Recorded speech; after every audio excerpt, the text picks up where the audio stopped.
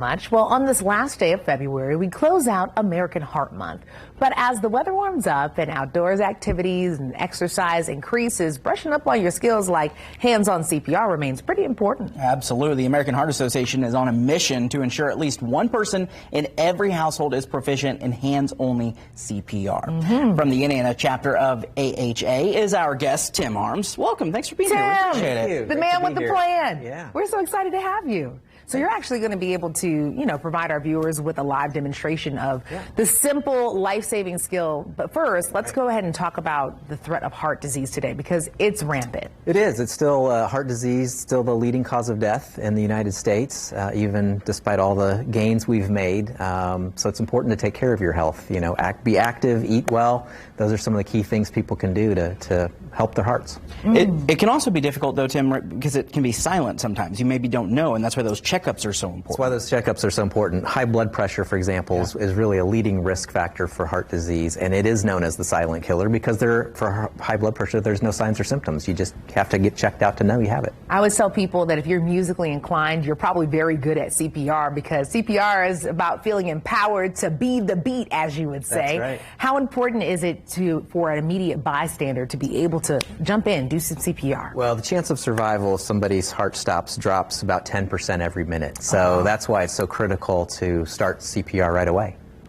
So we're going to actually kind of go through this. You're going to show us how to do this because it's something that everyone should know. Right. So if you see a teen or adult collapse suddenly, you want to do hands-only CPR, which has 2 steps. First is call 911. So I say, Cody, go call 911. Right, call 911 right now. He's fast at that. He's really good on his phone, right? And then we start pressing hard and fast in the center of the chest. So you take the real heel palm of your hand, put it right in the center of the chest on the sternum, and then hard and fast means about 120 beats per minute, which is why we say be the beat, because we can keep a song in mind. If you got staying alive, staying alive, staying alive.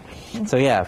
Oh gosh, we'll get the click. Yeah, it's hard. We hear the clicker on our things, but you're pushing down about 1.5 inches to 2 inches in the center of the chest. Cody in the beat. So close. Sometimes. We just got to get like a sort of beat. That's really what I'm looking for. When this is something that you guys do as far as teaching people, you were just talking, you were doing a seminar right before you came here to talk with us. Is that something that is becoming more common, you're finding? It is. There's been a real heightened interest in CPR ever since the Damar Hamlin incident in the NFL at the beginning of January. People saw, him laying on the field lifeless, and how important it was that professionals were there right away to start CPR, to use an AED, get his heart started again. There's so many people that are almost afraid to get in because they're wondering if they're going to hurt the person because this was a workout. Yeah, it takes a push. You have to press hard, and there is a chance that you'll crack some ribs or do some things like that, but you're saving their life. Without doing anything, they're not going to survive. They're going to be dead. So they'd really much appreciate waking up with a sore chest than not waking up at all. You mentioned those AEDs just a second ago. Those have become more prevalent in public places. Right. What is that point where that needs to be the next course of action? Well, if you're starting CPR and there's an AED available, you also want to send somebody to go get the AED while you do the compressions. And for anyone who's not seen an AED, real simple to use. Some of them turn on automatically when you open them. Some of them have a power button, and then it has a voice that walks you through the steps. It has pads with pictures, shows you where to put the pads. It tells you to, keep your hands off while it analyzes for a heart rhythm.